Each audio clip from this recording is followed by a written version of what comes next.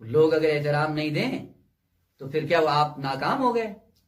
یا اگر لوگ آپ کو جھک کے سلام کرنا شروع کر دے تو آپ کامیاب ہو گئے؟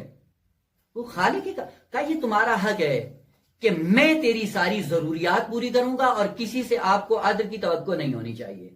دو، البتہ عدل مادی اور معنوی، البتہ ہم جاتے ہیں اور فقہ اصغر میں جا کر مسائل کو حل کرنے کی کوشش کرتے ہیں۔ مثلا جاتے ہیں جی ہم عزاداری کے لیے یا مجالس پڑھتے ہیں، تو ہم پیسہ طے کر سکتے ہیں یا نہیں کر سکتے؟ پھر وہ فقہی فتاوی بھی ذکر کرتے ہیں کہ جی کوئی مشکل نہیں ہے، کر سکتے ہیں، وہ طے کر لیں، لے لیں۔ وہ جب طے کر کے لے لیا ہے پھر توقع یہ ہے کہ حسین علیہ السلام سے بھی جا کے لینا ہے آج قیامت کے دن، جناب زہرا سے بھی لینا ہے، خدا سے بھی لینا ہے۔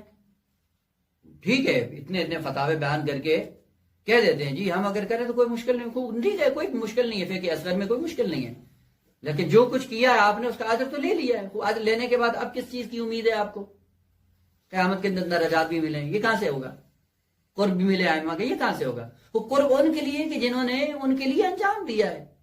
وہ خالق کائنات نے کہا یہ دوسرا جو آپ کے ساتھ مختص ہے وہ یہ ہے کہ کسی سے آپ کی امید نہیں ہونی چاہیے، ساری امیدوں کو غیر اللہ سے منقطع کر دو، کاٹ دو، میں تیری ساری ضروریات پوری کروں گا۔